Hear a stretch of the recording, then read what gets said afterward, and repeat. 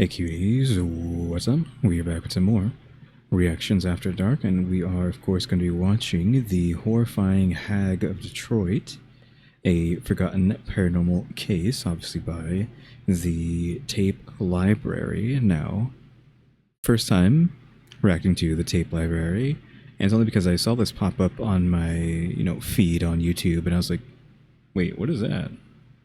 And I was like, you know what? I'm going to react to this. It was uploaded yesterday. It hasn't even been a day yet because it's 20 hours ago. This video was uploaded. Almost has a 100k views.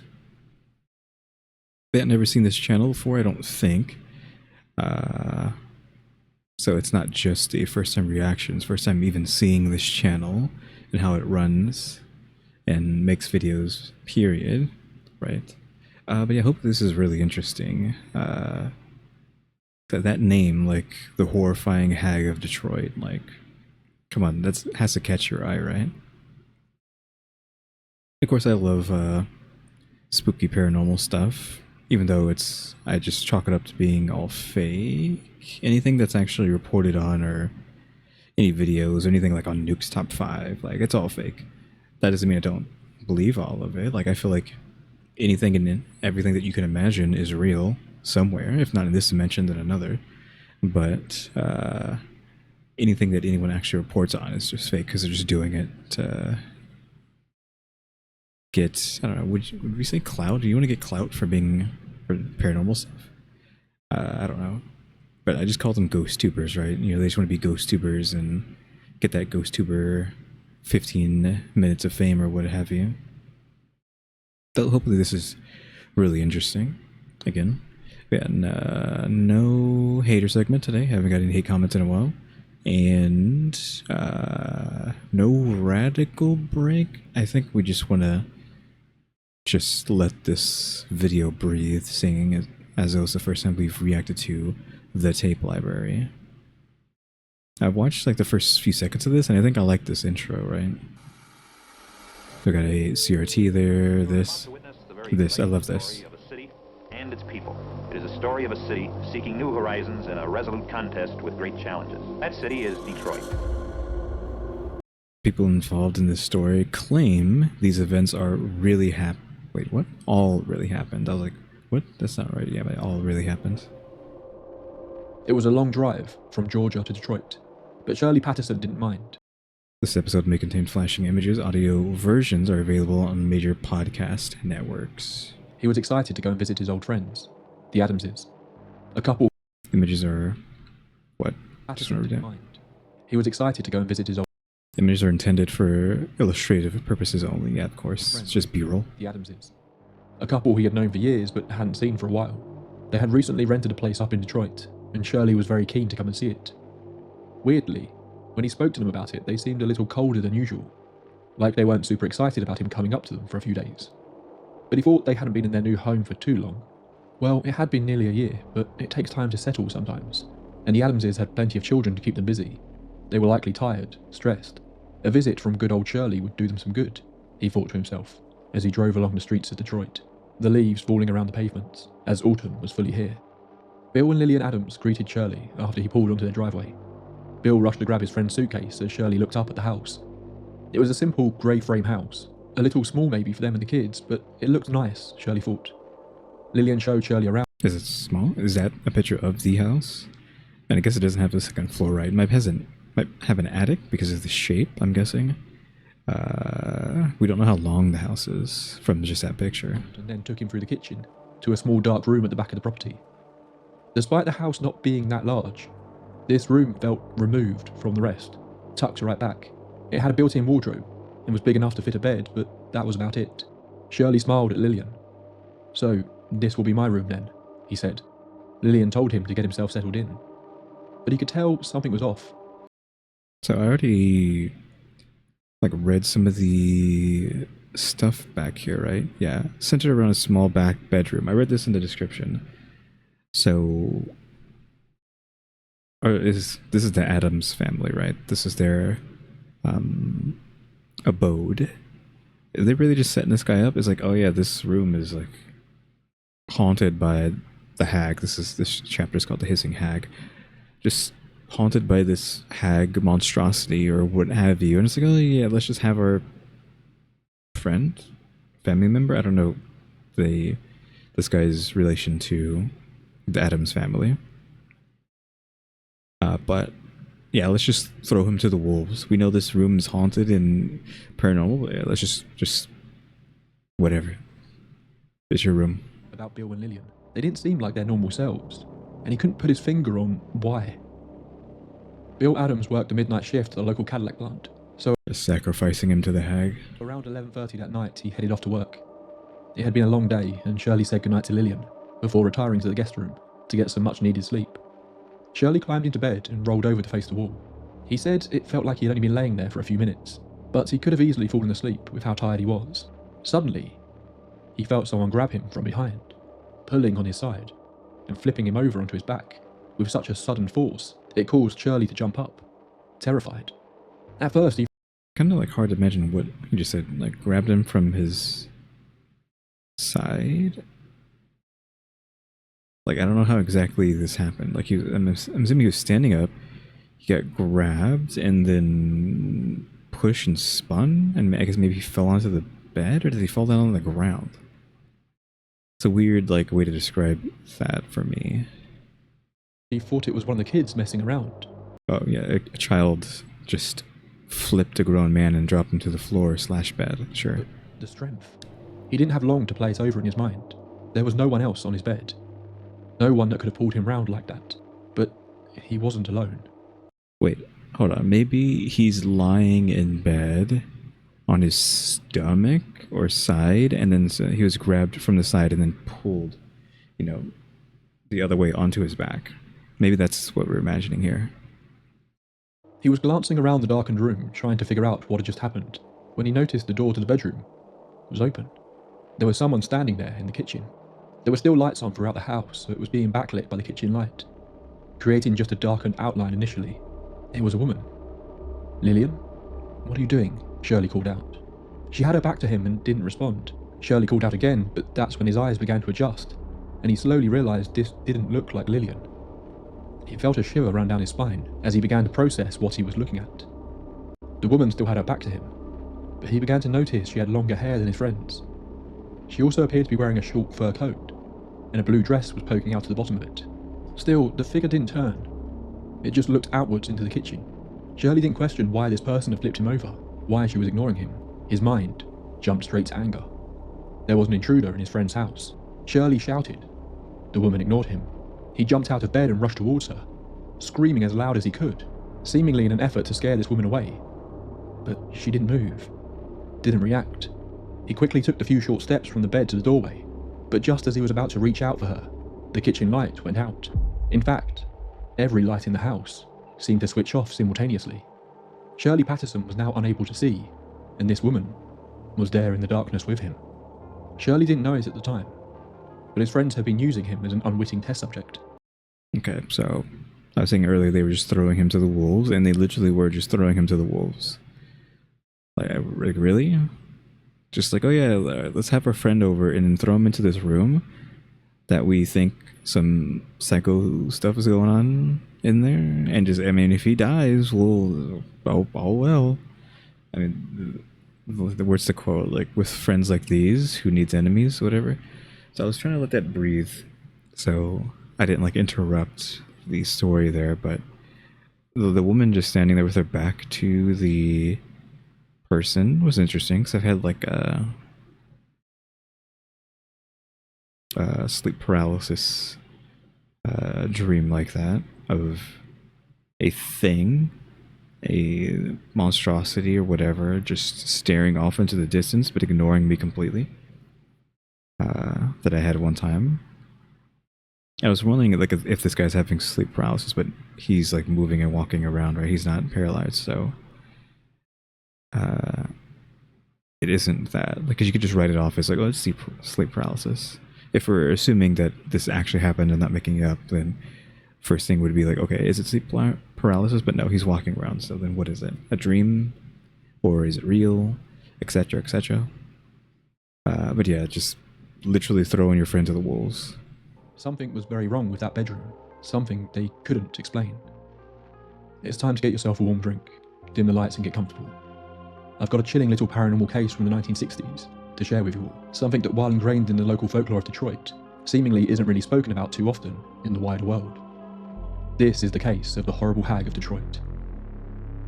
Welcome to the tape library. Everywhere has a ghost? What? A ghost story or something? Welcome to the tape library.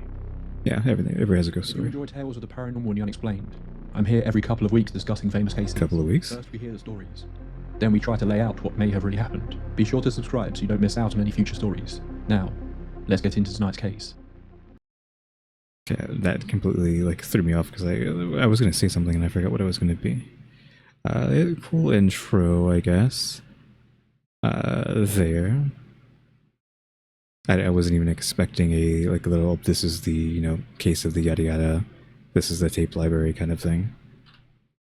I took a minute to try to remember what I was thinking of. It's like a pet peeve of mine. I feel like people don't use that word anymore. They just use ick, and this is not an ick. It's just a pet peeve. It's not that bad. When you're watching a video and someone's go get a drink and some food, relax, whatever, before they start the video, and I don't know what it is. I just hate hearing it.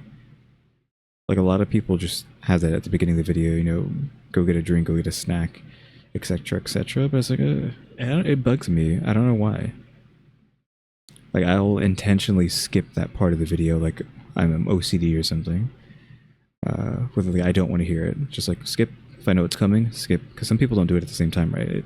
They hold off to a specific moment to say it. It's okay, now the video is really starting. Now they're gonna say it. It's nope, skip. I'm not listening to it. I don't know what it is. He said it at in his intro there. Go get whatever he said, food, drink, etc. I don't know what it is. I just hate it. I hate hearing it. I'm not really a cup. Whoops. Gotta get this out. Why do we have this creepy cupcake? Really? What is this for? Try hello mood? Oh, this is drugs, I think. This is them selling narcotics. Well, we can have a discussion about this real quick. I feel like there's a lot of, not a lot of, but enough commercials that are hey, we sell things that make you feel good. And it's of course, it's drugs, right? It's edible foods. And it's I feel how strict YouTube is, and they're just selling drugs. You can just YouTube is just a drug website now with the advertisement sometimes. I'm gonna assume this is drugs, right? Because try hello mood, that makes it feel like this is probably something that has to do with drugs. Anyways, let me get rid of this ad. Skip this ad. Alright, let's go back to it. In the early 1960s, Detroit was at a crossroads. The city was still known as the motor capital of the world. This is the dark side of Detroit, I think. Yeah, dark side of A Detroit. global symbol of manufacturing power. A place where factory shifts dictated daily life, and thousands of families relied on the automotive industry to survive. Radios were just beginning to carry the sounds of Motown. Assembly lines ran day and night. But many middle-class families were beginning to flee for the suburbs, leaving the rhythm of working-class life to shape the character of entire communities. Detroit was also entering a period of tension and transition. Economic pressure was growing.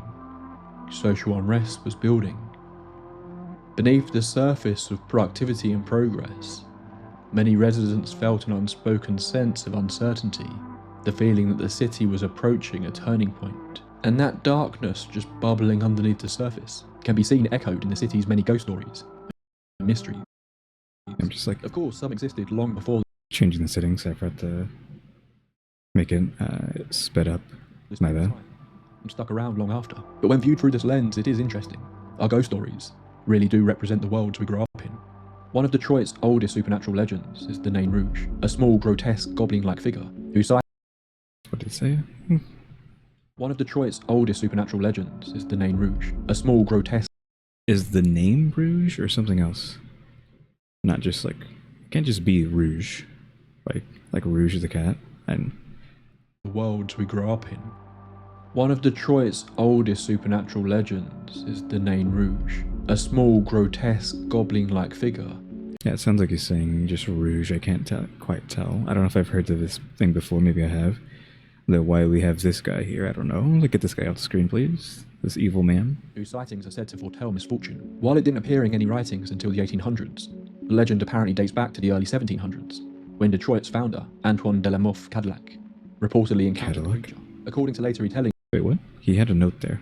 when Detroit's founder, Antoine de la Mothe Cadillac, No way I pronounced that right, he says. reportedly encountered the creature. According to later retellings, a fortune teller had told Cadillac to appease the small red creature, but instead, Cadillac struck the being with his cane after it appeared before him, an act that some believed cursed both the man and the settlement that he governed. Over time, the Nain Rouge became linked in folklore to a series Nain Rouge? of Detroit's history, including fires, civil unrest, economic hardship, and the city's long decline. Descriptions of the creature vary, but it's commonly portrayed as short, red-skinned, impish, and deformed, sometimes with glowing eyes and sharp teeth. Rather than behaving like a ghost, the Nain Rouge is typically framed as a malicious or trickster spirit, appearing Sure. briefly before vanishing. Meanwhile, standing on Woodward Avenue, there is the Whitney Mansion. Did I call Rouge a cat earlier? I mean, Rouge the Bat, but... I mean, either or, right? Who cares, right? Rouge the Bat. Now operating as the Whitney Restaurant. But unknown to many of its diners, it is one of Detroit's most well-known haunted historic buildings. Built in 1894 by wealthy lumber baron David Whitney Jr., the mansion has long been associated with reports of paranormal activity. Over the years, staff members and visitors have described unexplained footsteps, doors opening or closing on their own, cold spots, flickering lights, and that familiar sensation of being watched. Some witnesses claim to have seen apparitions, often described as a woman in period clothing, believed in local lore to be tied to the Whitney family or the mansion's early occupants. The Whitney family? Question mark? There have been UFO sightings, haunted lighthouses. Okay, now we're doing too much. Now, so like all this other stuff you're talking about, sure, and they're like, oh, UFO. Okay, come on. You can't just do it all. You gotta like keep it contained, self-contained. You can't just throw UFOs in there out of nowhere. Like, come on. Pubs. Michigan as a whole feels overcome with a strange uncanniness running through its streets. But for tonight's case, we're going to be looking at a rather personal account. A case Yes, that we took place over a relatively short span of time, Are here for the reported hag. by an ordinary working class family, documented in local newspapers, and centered on a small rental home on Martin Street. The house was perfect for what they needed. Sure, it was a little snug for Bill, his wife Lillian, their 5 young The back bedroom. children, and a small terrier dog, but it was a home, and one that was close enough to Bill's work at the Cadillac plant. We have to wonder, if Bill didn't work nights, if the family would have realised something was wrong so quickly. The back room was small and dark. Just off from the kitchen, it felt totally separated from the rest of the house. So Lillian didn't want any of the children to have it. They would instead share the other bedrooms in the property. But Bill was Sure. used to this room. He had worked the night shift for years, but still he would often struggle to sleep during the day, and he was always worried about disturbing his family when he came home in the early hours of the morning. So he thought this was the perfect place for him to get some sleep on occasion, away from everyone else. Okay, but I feel like just dip out of the spooky vibes here for a second. Wouldn't we like argue that this is like a strain on the relationship, right? Question mark. Is it not? Is this going to cause any sort of turmoil between the family? Because like again, if not again, but what I'm getting is like he's the standard work all day, forever husband, right? But then like when he does come home, he's sleeping in a completely different room away from everybody. And then he's going to wake up and then immediately go to work. So essentially like he doesn't even exist to the family, right? Because he's just never around, question mark. So is that going to come up later or no? Or at all? It probably not. It's not going to come up, but it kind of seems like, okay, well, he's in a place where he's just like never around. Oh, you know what would be interesting already is if with that train of thought in mind, the wife pretending to be this hissing hag, Detroit hag, whatever it's called here, hag of Detroit, to spook the husband out of this room so that he comes and be's with her / the family, instead of, essentially not existing, just going to work, sleeping in a room by himself, going to work, sleeping in a room by himself, question mark. Bill would stumble in and crawl into bed for a few hours to get some decent sleep, before he'd have to get up and be a dad again. But while having the separate room helped Bill fall asleep quickly, something was clearly playing on his mind, because Bill began to have nightmares. But these weren't just any nightmares. They were vivid, terrifying. The sort of dreams that would stay with Bill for hours after he woke up. They felt so real. Bill had never experienced anything like this before. On occasion he would jolt up in bed, and Lillian would come running, due to his piercing screams echoing around the house. But Bill wouldn't stop screaming when his wife came in. He would continue until his throat gave out, and he would come I mean, now that your wife's awake, I mean, I think you should get up and just go sleep with your wife. to his senses. Bill never seemed to want to talk about what was happening in his dreams, but he did briefly mention one, where he found himself opening a door, only for a mutilated body to fall out, crashing to the floor next to him. The dreams got worse and worse. Bill couldn't sleep anymore. He would want to, but it was like his brain was fighting against it, trying to protect him from that world that lay just beyond consciousness. It grew so bad Bill considered talking to a psychiatrist. He was very quickly unravelling. But then one day, he came back from the plant, glanced into the small dark room and decided against it. Instead, he crept into the master bedroom and lay down next to his wife. Bill fell asleep instantly. He didn't have a nightmare. The next day again, he slept in the main bedroom and was fine. Maybe it was just the comfort of being next to his wife. Maybe it was the change in environment. Bill didn't care what the reason was. He was just relieved to be free of the nightmares. Damn, it should have been done that from the get-go. Over time, Bill realised he only seemed to have the bad dreams when he slept in the back room. I mean, sure, if you're believing this, maybe there's bad vibes in that room. Like, maybe there is something going on in there. Question mark. It could be also psychological, but then we're saying that we have a second party here, you know, like Bill? That's what they're calling him, right? I haven't been paying attention to what his name is. Oh, his name's William, right? So, yeah, Bill is the base of the control group. So he's a control group. And then they invited the friend as like a experiment, right? Like they said, to see if he also get it. So I was like, if the friend's also seeing it, then sure.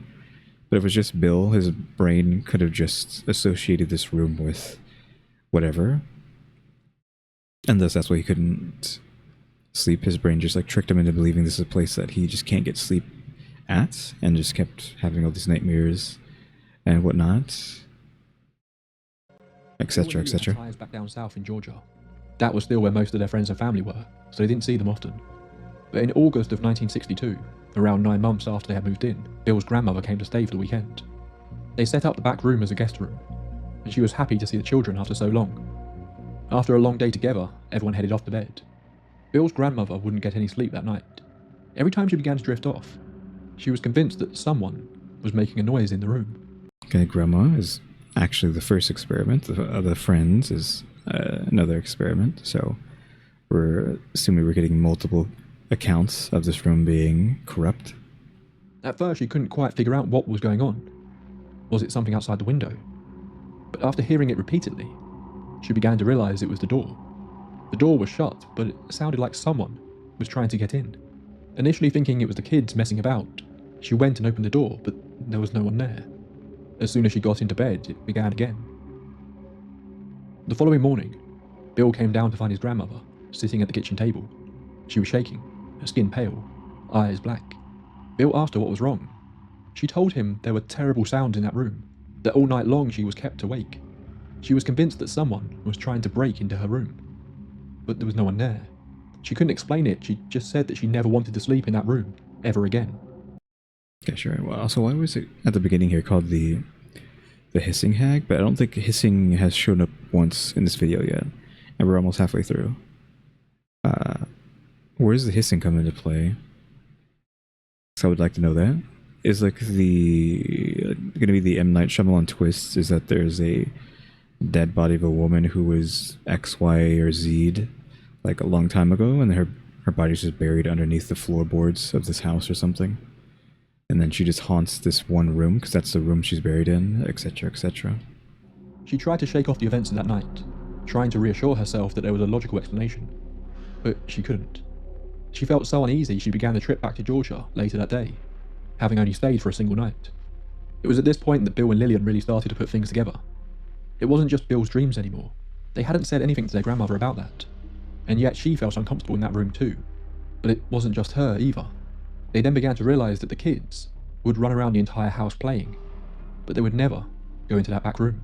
They had never I mean, you also told them not to, right? been told not to, and none of them had ever raised any concern.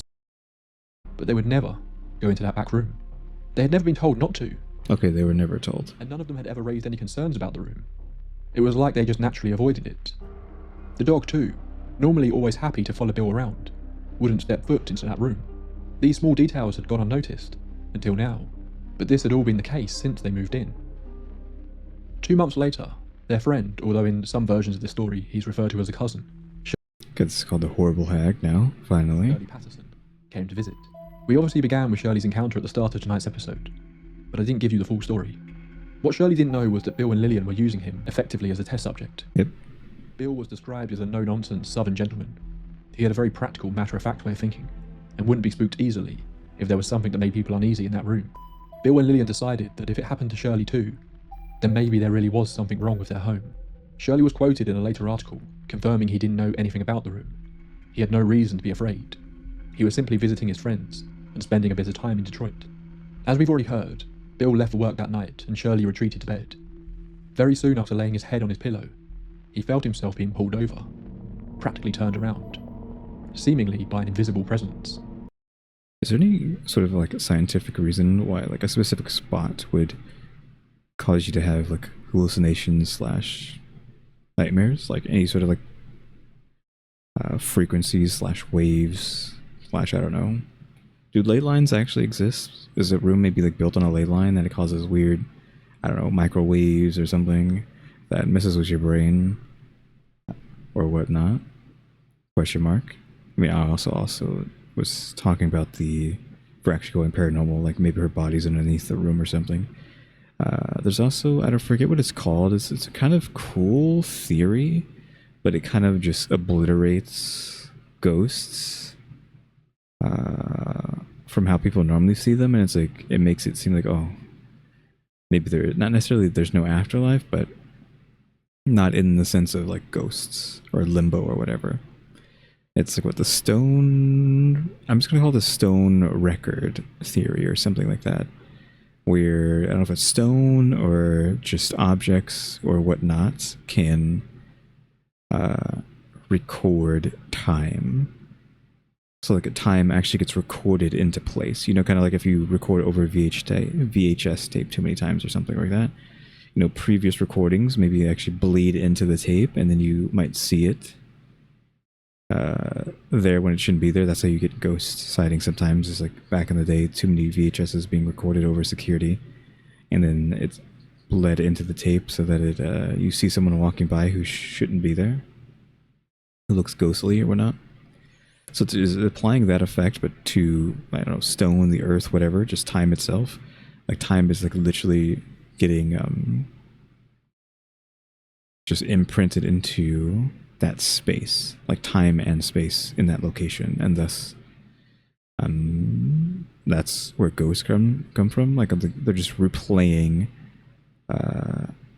stuff that happened X amount of years ago. So this could be that as well. I mean, I can just adding things that it could be, you know, weird science stuff that I don't know, that I'm just saying maybe that could be it. I'm just making that up. Actual paranormal stuff where a ghost is haunting this place, whatever. We already said the wife like doing it to like try to get the husband to come sleep with them, but I don't think that's it if they keep doing it. I mean, she could be trying to keep the gag going just to not get caught, but I mean, it's too much effort. Plus, you assume she'd get caught by the husband eventually. But it's all made up to begin with, right? Of course, as well. And then also the stone record theory, where this is just something in time that's just being replayed because it got like recorded into that time and space specifically. But that didn't mean he was alone as such, because standing just several feet away in the doorway of the room was a woman in a fur coat, with her back to him. Bill obviously assumed it was Lillian at first, but when he suddenly realised it wasn't, he knew there was an intruder in the house and jumped up to confront the strange woman. He screamed loudly and charged towards her, before all the lights suddenly switched off, plunging Shirley into darkness. He stumbled about in the darkened kitchen, terrified, when suddenly the lights came back on. He was there, alone. He ran back to his room. There was no one in there. He rushed around the house, moving quietly so as not to disturb the children. No one. There was no woman. He went back to the kitchen and sat down, shaken by what had happened. All the commotion had caused Lillian to come out and see what was going on. Shirley looked terrified. Second time that the mother has intervened, question mark, when the husband saw it, she showed up and was like, hey, well, she did show up at some point and be like, hey, what's going on? Right. Pretty coincidentally. And now, friend, I mean, they were experimenting on him, so that's probably why she's showing up. But friend has this experience, and then all of a sudden, Lily just comes out of nowhere and be like, hey, what's going on? Like, Lily's 2 for 2 here, being suspicious. Lillian had never seen the man like this before. Even before he spoke, she knew that something had happened with the room. Shirley opened his mouth and said, I saw... But before he could get another word out, a sound came from somewhere else. It was like a wail. Finally got the hissing. Described it as something between a person screaming and an animal howl. That banshee wail? This mournful, wailing groan. Both of them froze, looking around trying to figure out where it had come from. That's when they realised. It sounded like it came from the back bedroom. The bedroom door was open. They could see into it. There was no one there. They glanced back at each other, speechless. Then the smell came. Both of them reported an overwhelming smell that made them retch and gag. Shirley stood up and walked towards the bedroom. It seemed clear the smell was originating from there, but he couldn't figure out what was causing it. The bedroom barely had anything in it. With the stone record theory, can smells be locked into time as well? Not just, like playback of history playing out? Well, you get smell-o-vision with that as well? I don't know. But as quickly as the smell would come, it faded away. That's when they heard a new... Because I don't know that much about the stone record theory. It's just something that sounds really cool, that history itself can be recorded into time and space, and then thus gets replayed over and over again for eternity, question mark. And that's what ghosts are. A new sound. A banging. It was coming from the utility room. The pair walked into the room and both saw it. There was a trapdoor in the utility room that led down to a partially dug out basement area. The door was heavy and left closed to stop the... Okay, we're slowly heading towards the woman buried underneath the floorboards theory. Children from getting in. But the trapdoor was raising itself up, several inches before crashing back down into place again, as if someone was trying to get in. That was when they called the police. The police turned up and searched the entire property, from the attic down to the basement, and they found nothing. Do we actually have a police report from 1960 whatever? Or is this just all hearsay, like this entire story? I'm assuming it's just all hearsay and anecdotal evidence / info / whatever. There was not even a sign that someone had attempted to break in, nor anything that could explain the things that Lillian and Shirley had claimed to see. Bill Adams returned home that morning to find his wife and friends still awake, waiting up for him. They laid Okay, Bill wasn't even home. out the whole story of what had happened that night, but Bill couldn't accept it. Sure, he'd had nightmares. Sure, he felt uneasy in that room, but this was a whole other level. Were they suggesting this was a ghost? Bill couldn't believe that. He was quoted as saying, "I am a grown man with a family. I've been in the army. I just couldn't convince myself there was anything to it." Bill hadn't slept in the back room in months at this point, but after Shirley's story he decided he had no choice but to confront this phenomena himself. To see... Yeah, but now you have the thought implanted into your mind that there's a ghost here, so... if there was any truth to it. To see if he could figure out what was really going on. That night at about 7:30 p.m, Bill went to the back bedroom and laid in the bed. The children had been sent to bed. Lillian and Shirley sat in the living room in nervous silence, waiting to see if anything would happen. Bill laid there, facing the wall just as Shirley had. He was there for a while, unable to sleep, but not feeling anything unusual, when he suddenly heard his wife in the room. Bill whispered to her that she needed to leave him alone to do this, that he didn't think this thing would show up if they were both in there. As soon as he spoke, Lillian, or at least who he thought was Lillian, stopped moving. The room was silent. He didn't hear her leave, it was like she just stopped moving. Slightly annoyed, Bill turned around to see what his wife was doing. There, right next to the bed, just inches away from him, was a face. A twisted, grotesque face of a woman who hadn't been in our world for quite some time. Bill said it was like her eyes stared past him. like it was looking in his direction but maybe not at him exactly. But that is when its mouth began to move, as though it were about to talk. All that came out was a hissing noise and a horrible, foul stench. Okay, so now we got the hissing part and the smell part. Again, third time here, not the third time, but like it's kind of like stacking on with the wife again, where it's like he heard the wife's voice talking to him specifically, and then she stopped talking, and then this thing shows up. You're trying to tell me she wasn't just like lying on the ground with a mask on and then popped up to do this? To call it fear would do a disservice to Bill's reaction to seeing this. He jumped out of bed, screaming, running out of the room as fast as he could. Lillian and Shirley came rushing out to the kitchen to find Bill wailing like a madman, pulling chunks of his hair out. Okay, come on. What he had seen was impossible. What he had seen was indescribable. It sent the man into a bout of temporary madness. Shirley tried to grab Bill to stop him from hurting himself, but Bill, so overwhelmed with adrenaline, easily forced his way out of the larger man's grip and began flailing his arms at Shirley. But he's become hysterical? 'Cause like, you know, what do you mean he's ripping his hair out? Like, really? Lillian grabbed a blanket from the living room, and along with Shirley threw it over Bill and wrestled him to the floor, pinning him down until his senses came back. As they held him down, they noticed it again. The smell from last night, was back. After some time of calming down and then searching the house yet again to be sure no one had got in, Bill told Shirley and Lillian exactly what he saw. He didn't know what it was exactly, but he knew they couldn't stay there. 1 hour later, the house on Martin Street was empty. They had grabbed the children from their beds and fled to Lillian's parents in Dearborn. I mean, it's been fine so far, hasn't it? Like, you didn't have to run away. They never wanted to go back to that house again. They had paid their rent for the following month already, but the Adamses gave their notice and quickly found a new house to rent, Sure. only returning for their belongings during the day and with the company of friends and family. But some of those family members were intrigued. Before their lease ended, Lillian's brother Leo begged his sister to let him go and see the room for himself. She said if that's what he really wanted, she would lend him the keys, but she would not go back there with him. Instead, Leo brought along his other sister, Virginia.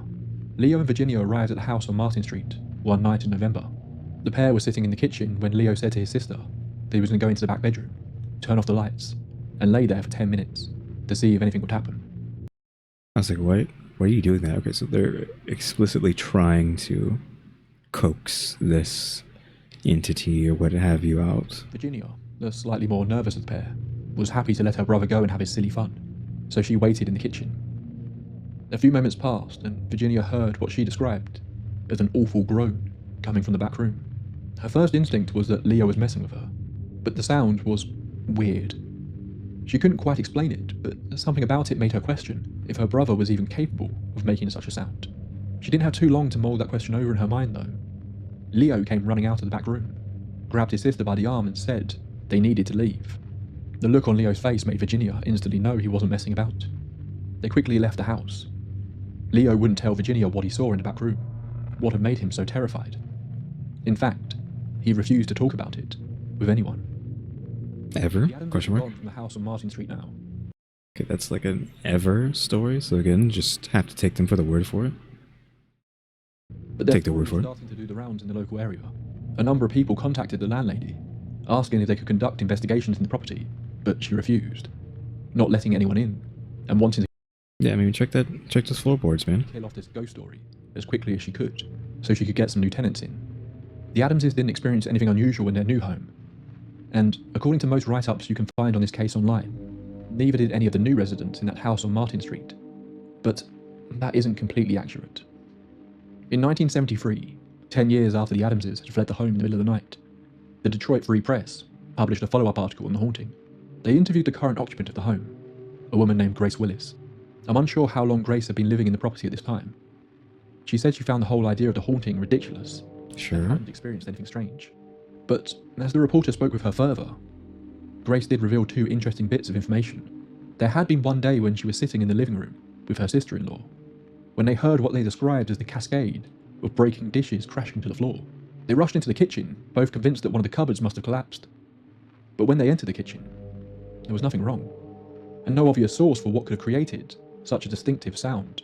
I don't know what would make that sound that isn't actually a problem, question mark. Again, unless we're saying this ghost stuff or this is the or like sound is something else that's recorded in the whole stone record theory. But still, Grace didn't believe the place was haunted. In fact, she knew there was nothing wrong with the back bedroom, because ever since she had moved in, she had been sleeping in there. But it was a strange detail she hadn't considered until talking about it with the reporter. She could only ever fall asleep if she laid on her side, facing the wall, away from the door. Her mind wouldn't rest if she looked towards that bedroom door. Okay, sure.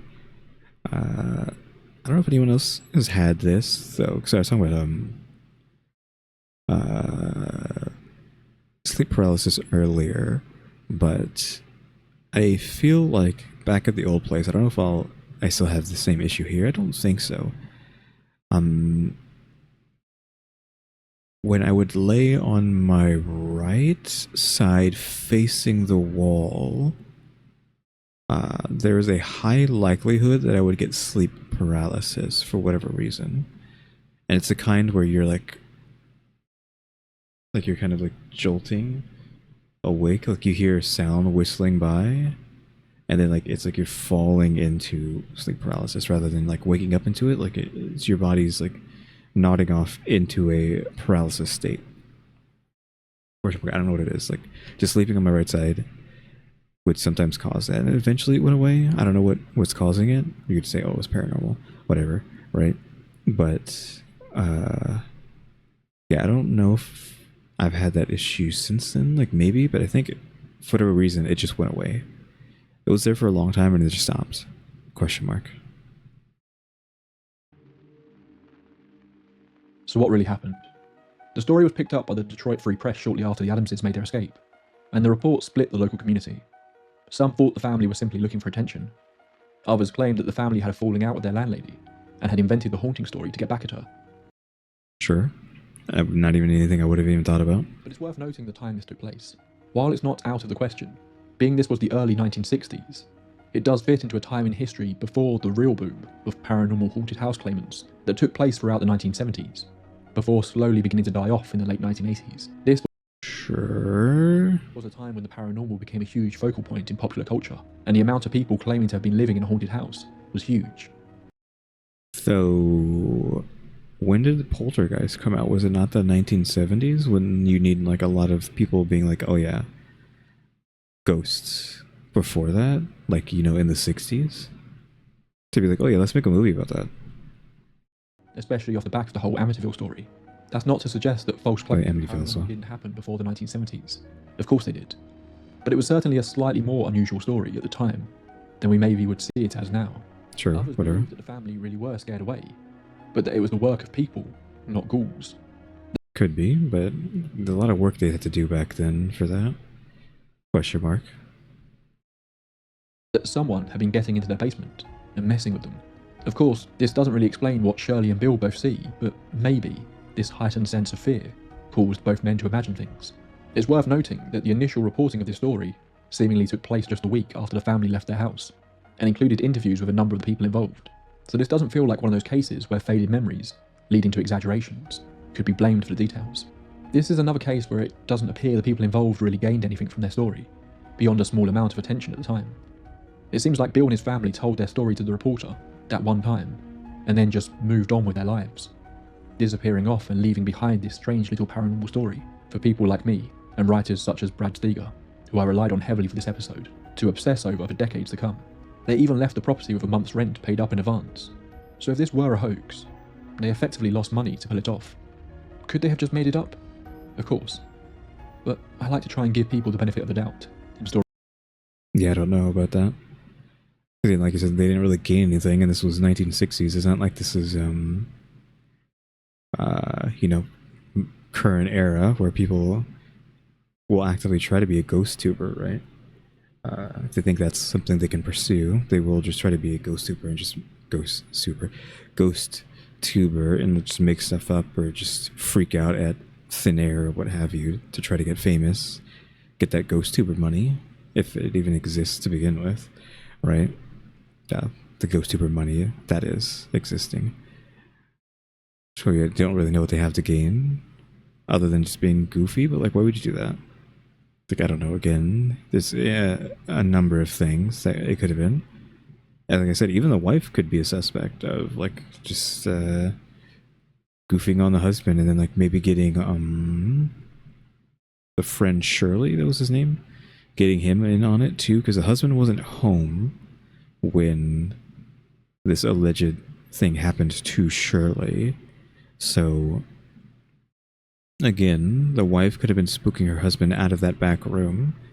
I honestly feel like that I'm going to go with that story too. Like, this woman was spooking her husband out of the room so that he would come sleep with her, because, like, why are you doing that? Sleep with your wife. I know he's trying to be courteous, but again, if in this scenario, clearly the wife didn't want that. She wanted him with her in the bed, even if it woke her up. Question mark. And it was spooking him until he started sleeping back with her. Then she had to keep the act going, so she would spook the grandma and whatnot. I don't think she would have to. I don't think she was trying to get the grandma on her side. Maybe she just spooked her on purpose. And then with Shirley, she could have had him be on her side and didn't have to spook him. Granted, again, like, as soon as he, like, ran and got into the kitchen, she showed up out of nowhere. So it's like, oh, that's kind of coincidental. Like, why are you showing up multiple times after events have occurred? Of course, I mean, making a lot of noise, right? But I don't know. Again, I feel like she just got Shirley in on it, and they lied to the husband, and then I don't know. Maybe I know it's getting, like, too elaborate to try to, like, spook the husband to keep the nonsense going, just to make sure she doesn't get caught. And then they move out, and everything's good. And I'm assuming they're sleeping in the same bed together for the rest of forever. This was what, 60 years ago, 60 plus years ago, so they're probably not alive anymore, but still, I don't know. I feel like the wife story is a pretty decent one. Of course, you could just be like, yeah, it is ghosts, sure, someone needs to check those floorboards. I don't know why no one's done that yet. Maybe they did, and that's why the woman who lived there was like, oh, there's nothing really crazy going on, and from that point on, no one's really said anything's crazy going on. But again, maybe they checked the floorboards, got the body out of there, and then everything's fine. Or again, stone record theory, and it's just history being replayed on loop. Stories like this. So what else could it have been if not a hoax? Well, the old familiar environmental factors could be at play here, a gas leak being the more obvious one. Sure. Most of the phenomena is segregated to one area of the house. Yep. It starts out with Didn't even think about that. paranoia, but escalates over time. The more vivid moments that could be hallucinations are accompanied by a strong smell. There is also the fact that the landlady wouldn't let anyone investigate the property. Was this due to her not wanting to entertain the idea of ghosts? Or was she trying to cover up a potentially dangerous home environment And then she had it fixed. before her next tenants moved in? Bill only sees the hag after Shirley claims to have seen a woman in the house. Did Shirley's sighting play on Bill's mind and influence his hallucinations on that last night? But if this were the case, it's interesting that it is Shirley who suffers the most vivid hallucinations, at least up until that point, within just a few moments of being in the room. But Bill was the one who was sleeping in that room for weeks, if not months.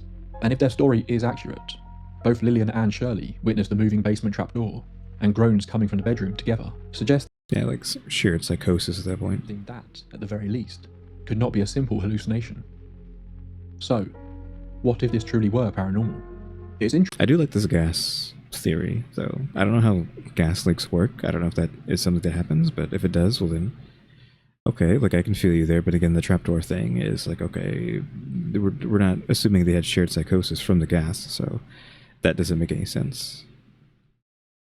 Unless the gas leak is under the floorboards and it was causing the trapdoor to move like that somehow, like some sort of, you could assume like it would blow up, but like maybe the gas is somehow blowing onto that door so hard that it's causing it to flap like that.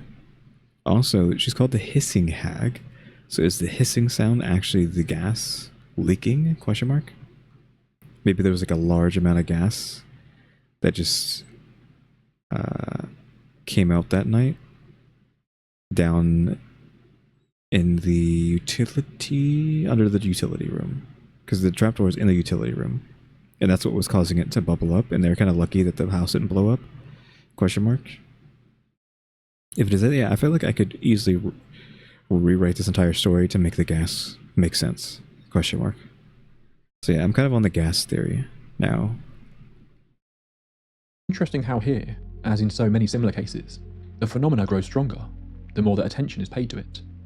Bill was having nightmares and feeling uneasy, but he only saw the apparition when he was at a point where he wanted to face it head on.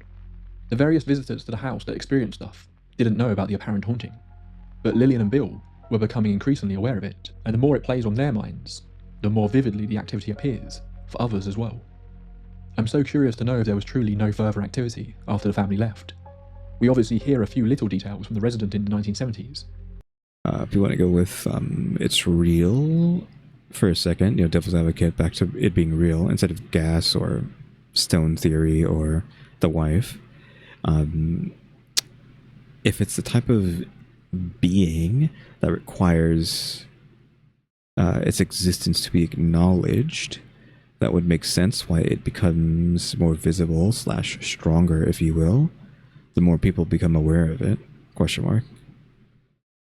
You can apply that to like how deities work sometimes in lore and what have you. The more people who believe in something, the stronger it gets.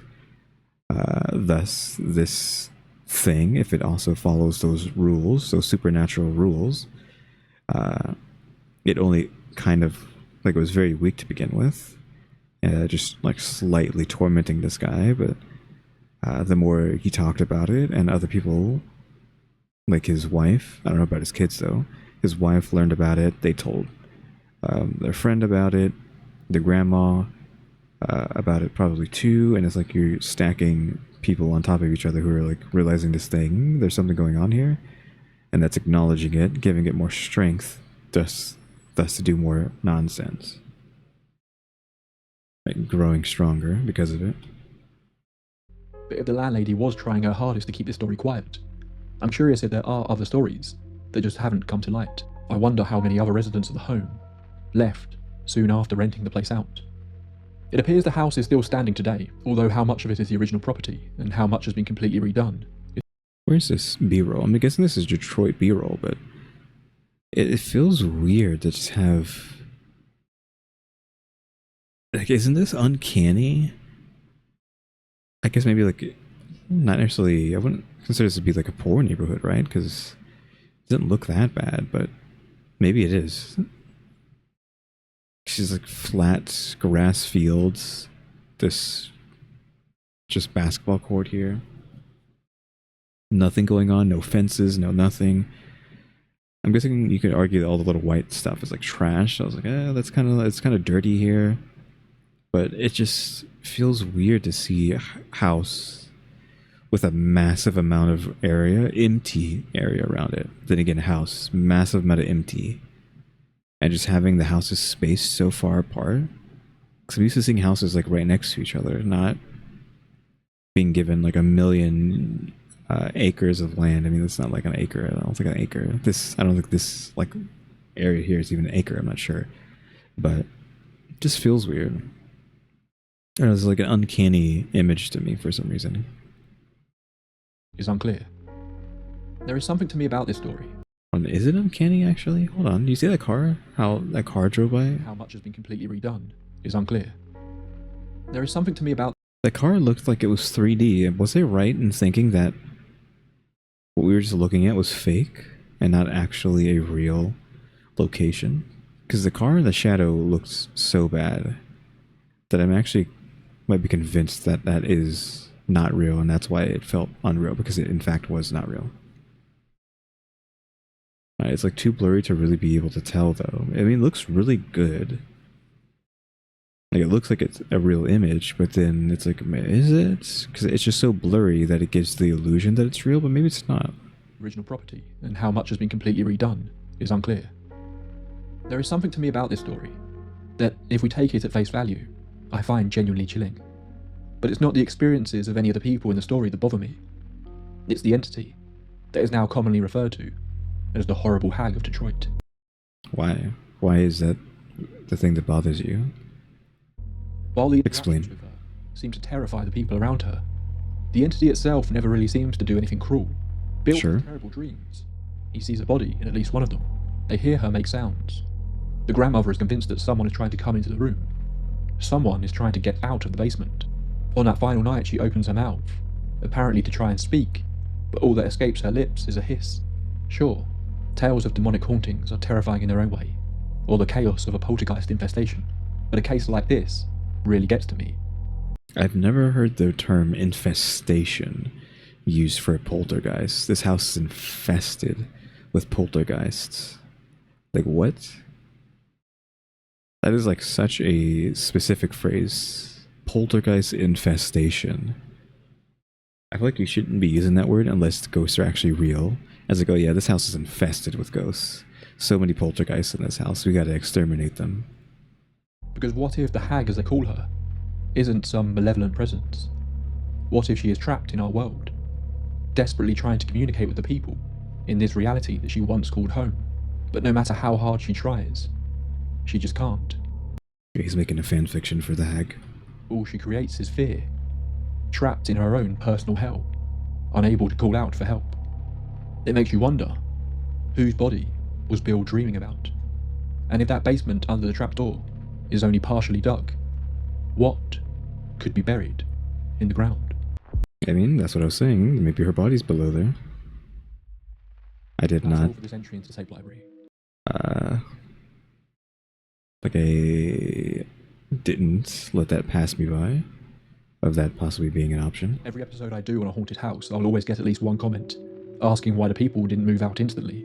So it's quite refreshing to find a case where this basically happened. I mean, I'm assuming the answer is money, but I think things might have been easier back then. Like, oh yeah, we can just move out. It'll cost like $5 to leave and just find another house. Again, I think this was another story that was requested by one of you lot. So if you did bring this to my attention, thank you. As always, I want to hear your thoughts and theories on this case in the comments below. So let me know what you think happened here. I know I don't always get to reply to everyone, but I read almost every comment at the very least, and I massively enjoy the conversations around these topics. Time to wrap up for another night. Of course, if you enjoyed this episode, be sure to subscribe so you don't miss out on the next one. If you want to help me out with just a couple of quick clicks, you can like this video if you're watching on YouTube, or if you're listening to the podcast, then leave me a 5-star rating. I know it gets boring hearing this every episode, but it does massively help me to reach people on these platforms. If you ever want to support the show and get a few little perks in return, you can do that through Patreon or YouTube memberships. Again, I'm a little unsure where we're going with the next episode. I've got a few different possibilities. But I'll be back next week with another episode of Night Drive Paranormal. So if you want more creepy stories from me, be sure to check that out as well. Until next time, my friends, pleasant dreams. I was trying to get to like where this like really ends. The rest is just like, I'm guessing, patron members or what have you. People who support him. But yeah, that was that video. Again, I already expressed like the 8,000 different scenarios this could have played out at. Do we want to go over them again for like the 800th time? Again, the wife was doing it. Gas leak, I'm actually allowing into this list of things. Stone record theory. I'm guessing the gas leak was what I was saying, like some sort of weird science reason why this would be happening. What other theory do we have? Question mark. Wasn't there another one that came out of nowhere? I don't remember what it was, if it was anything. That was the gas leak one. Maybe like a handful of different things this could have been, right? Yeah, I think that is going to be it for today. That was a perfectly fine video. I guess I appreciate that he talks so slow, because on 1.5 speed it just sounds like he's talking normally. Question mark. It's like when you turn it back down to normal, it's like, oh my god, he is talking so slow. Yeah, I appreciate that, I guess. But yeah, that was fine. Let me know if you want any more of the tape library. Again, this is his, what I assume is newest video, because it was uploaded 21 hours ago now. Though I do see that Question uploaded a new video, The Disturbing Internet Horrors of Florida, this time, so I might do that tomorrow. And just because I've been seeing it around for the last few hours. It was uploaded 10 hours ago. So yeah, I might go ahead and just watch that tomorrow. Back-to-back videos. But yep, cuties, I think that is going to be it for today. So yeah, thanks for watching. Remember to buy my stickers, think about becoming a member, subscribe if you haven't subscribed, because we're working on watch time and subscribers. And don't forget we have a throw as well, and shout out the members, EmmyStarr, RaleyDrew, and alexgkiller 880. I really need to like change the end of that there, because the whole we're working on watch time and subscribers things is a I don't know, how do you say it, like an artifact of ancient times at this point, because it was when I was trying to get partner on YouTube, and we've been partner for like what, not quite a year yet, right, but like several months at this point, maybe half a year. And that's the only reason we really needed the watch time and subscribers. So now it's just like, we don't really need that. We just need people watching. I guess watch time is fine, but like watch time equals people watching, right? But just watching these videos all the way through, constantly, you know, no ad block, all that stuff. That's kind of what we need at this point. Maybe more subscribers would be nice, obviously. Maybe getting, whatever, we're at like what, 1.2, maybe 1.3 almost subscribers. So that would be nice to get that to 10,000. I don't think that's going to happen. It's taken like what, a decade to get this far. So I don't know about getting 10,000 anytime soon, but maybe I'll just make the right move at the right time and out of nowhere just get a lot of popularity. We'll have to see about that. Anyways, yeah, cuties, thanks for watching. Tune to the next episode. Like, subscribe, comment. With ado, see ya.